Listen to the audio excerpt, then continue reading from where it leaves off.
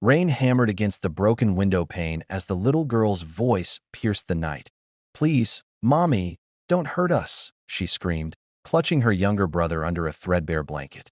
Her mother froze mid-stride, her eyes red and tired, a bottle trembling in her hand. The apartment was small, cold, and smelled of stale air. The walls carried echoes of old arguments and unpaid rent. Down the hallway, someone knocked. Once, then again. The mother's expression changed from anger to fear. She set the bottle down, wiped her tears, and opened the door. A tall man in a dark suit stood under the flickering hallway light, rain dripping from his hair. His eyes scanned the room, then stopped on the little girl shaking in the corner. "I'm sorry for coming so late," he said softly. "I heard crying." The woman's lip quivered. "You have no right to be here." He stepped closer, calm but firm. "I'm not here to fight. I just want to know if the children are safe." The girl peeked from behind the blanket, her big brown eyes meeting his for the first time. There was something about him, something familiar. The warmth in his gaze felt like sunlight sneaking through storm clouds. The mother crossed her arms. "They're fine. Go back to your fancy life." He sighed. "Please, let me help." The girl's mother laughed bitterly. "Help? You left us when I needed you the most." The man's jaw tightened. "You told me to go." For a moment, silence.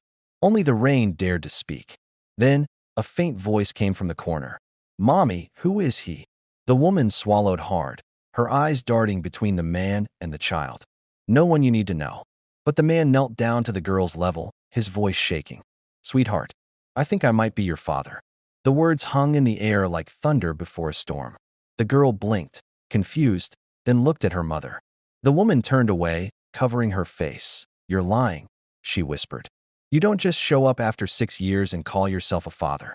He reached into his pocket and pulled out a small bracelet, pink beads, shaped like hearts. "You dropped this at the hospital." "I kept it."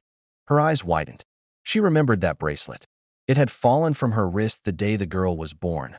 The little girl, still trembling, slowly approached him. "You kept it." He nodded, his voice breaking. "Every day."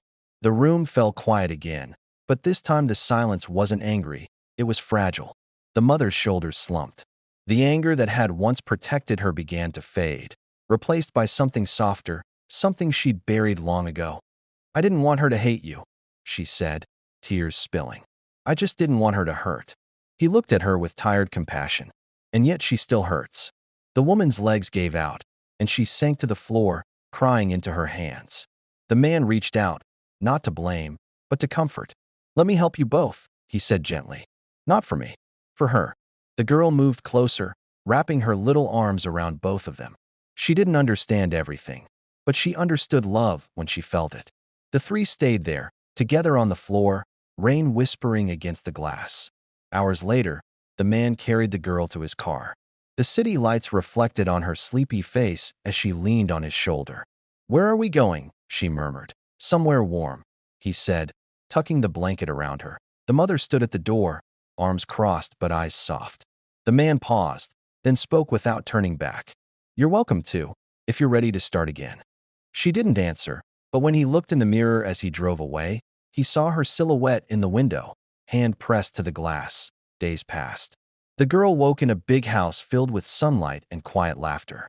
She ran through the halls with her teddy bear, her hair bouncing as she smiled for the first time in months. The man watched from the doorway. Eyes filled with gratitude, he didn't think of himself as a hero, just a man who'd finally found the courage to do right. Weeks later, the mother arrived at the gate, suitcase in hand. The girl saw her first and ran to the door, shouting, "Mommy!" The man stepped outside, unsure. The woman's voice trembled. "I want to see her. I want to get better." He nodded silently, moving aside.